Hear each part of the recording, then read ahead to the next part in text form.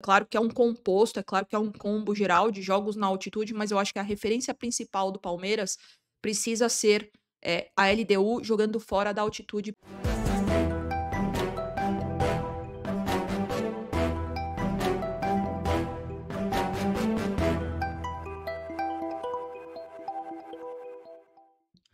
Boa, boa! Muito boa noite para vocês, meus queridos inscritos. Sejam muito bem-vindos a mais um vídeo aqui no canal. Vamos falar um pouquinho sobre esse jogo de amanhã, Palmeiras e LDU. Eu acho que tá todo mundo na mesma página, né, gente? Eu tenho sentido até que eu tô um pouco mais ansiosa, tô um pouco mais nervosa do que o normal, do que eu fico, né, pelos jogos do Palmeiras. E é claro que muito se deve às duas últimas apresentações, né? O Palmeiras perdeu do Flamengo, mas jogando muito bem, com um desempenho muito bom, e tiveram os lances polêmicos de arbitragem. Foi para a LDU, foi para o Equador jogar, pro Equador jogar contra a LDU, e aí teve um desempenho, um rendimento muito abaixo do esperado. E o jogo contra o Cruzeiro também, eu acho que tá nessa conta. Eu senti o Palmeiras com um desgaste muito grande nesse jogo contra o Cruzeiro. Então, eu acho que a gente precisa adicionar também isso na pauta, na análise, que de fato o Palmeiras estava muito cansado, muito desgastado. Eu acho que foi bem nítido assim que as execuções elas não saíam, né? O plano de jogo não saía, o treino versus a execução, que eu falo bastante aqui para vocês, de fato não aconteceu. Para o jogo de amanhã contra a LDU, eu acho que realmente isso que eu falei de treino versus o pensamento versus a execução precisa estar totalmente alinhado, totalmente alinhado. Eu até puxei no meu Instagram uma análise que eu fiz uma comparação nas imagens do último treino do Palmeiras pela TV Palmeiras. Apareceu logo no início o Flaco finalizando, né, a bola no travessão de forma proposital. Eu acho que isso, pegando esse gancho, acho que vai ser o diferencial para amanhã, né? Ou seja, que o que os jogadores treinaram para ser executado precisa sair. Eu acho que isso passa muito por acertar os fundamentos básicos do futebol. Então, a troca de passes, as trocas finais, a finalização, eh, gerar volume de jogo, né? E talvez, né, não em todos os momentos, porque também o Palmeiras precisa ter uma estratégia de que não pode de forma alguma tomar gol, mas eu acho que isso precisa ser muito bem pensado, né? E eu acho que, até o que eu falei no meu Instagram, eu acho que amanhã a prática do futebol consciente precisa entrar em campo. Então, tudo que foi e for treinado até amanhã precisa ser executado de forma acertada, de forma lúcida, de forma consciente. E para isso, eu acho que acertar os fundamentos básicos, eu acho que pode ser também um caminho. A gente fala muito sobre escalação, eu quero saber a sua opinião. Já falei aqui que a sua opinião ela é muito importante. Eu não consigo responder todos os comentários, mas eu leio todos. Portanto, para mim é muito importante a sua opinião para eu saber o que, que o meu público acha, o que, que meu público pensa. Então, por favor, deixem aqui nos comentários falando um pouquinho de escalação.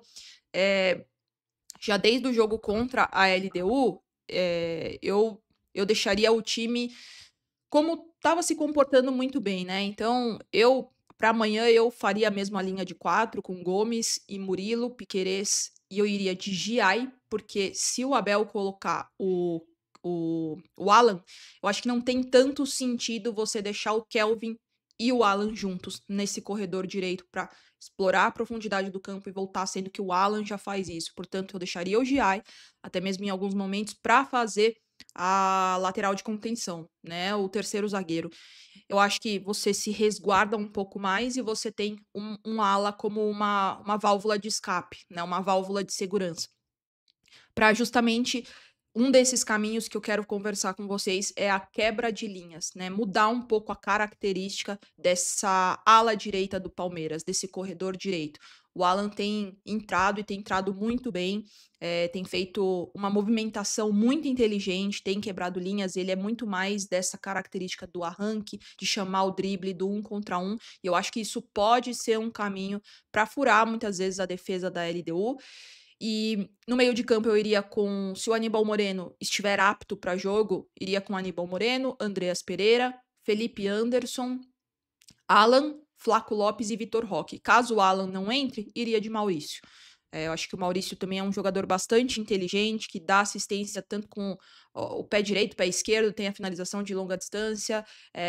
Então eu acho que pode ser também uma válvula de escape, também alternando em alguns momentos nesse corredor central, porque ele dá mais velocidade, né? Ao contrário do Veiga, que quando joga no corredor central, quando joga Veiga e Maurício, quando o Veiga tá pelo meio, ele cadencia um pouco mais a bola, e o Maurício não, o Maurício pelo corredor central e às vezes também pela direita, eu acho que ele dá mais agilidade, mais dinâmica, mobilidade, mais velocidade ao time, né?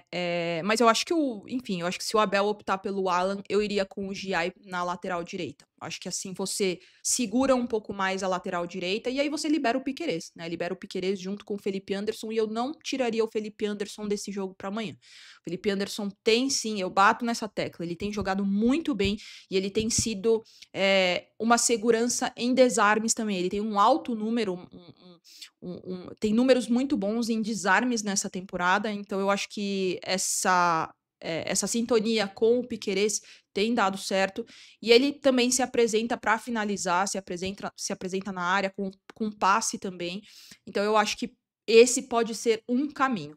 Outro caminho que eu acho que o Palmeiras pode explorar no jogo de amanhã é a finalização de longa distância, de média a longa distância, porque o goleiro é o reserva, o goleiro de 38 anos, é verdade, foi bem no jogo contra o Palmeiras, fez poucas defesas, mas defesas importantes para o Palmeiras, fez com que o Palmeiras não saísse do zero no placar. Então eu acho que a finalização de média a longa distância ela pode ser um caminho também. E não só por ser o goleiro reserva, não falo nem muito por esse lado, mas sim porque times que jogam na altitude, eu acho que nesse cenário, eu acho que o gramado sintético pode ser um aliado para o Palmeiras, justamente pela finalização de longa distância, de média a longa distância, principalmente quando a bola ela quica no gramado, eu acho que ela pega uma velocidade maior. Em alguns momentos, o goleiro pode soltar essa bola, então povoar essa pequena área, eu acho que pode ser também um fator aliado para o jogo do Palmeiras, né? Povoar bastante a pequena área a partir da finalização de média a longa distância. Em algum momento, se isso for feito diversas vezes, eu acho que em algum momento essa bola que pega no gramado antes, ela sobe um pouco, ela quica e vai com velocidade, eu acho que pode pegar o goleiro deles de surpresa e você mantendo essa pequena área povoada, a chance do rebote da segunda bola virar gol, eu acho que é uma chance alta. Outra coisa que eu queria conversar com vocês, claro que é um composto, é claro que é um combo geral de jogos na altitude, mas eu acho que a referência principal do Palmeiras precisa ser a LDU jogando fora da altitude, principalmente porque não terá a sua principal válvula de segurança, a altitude.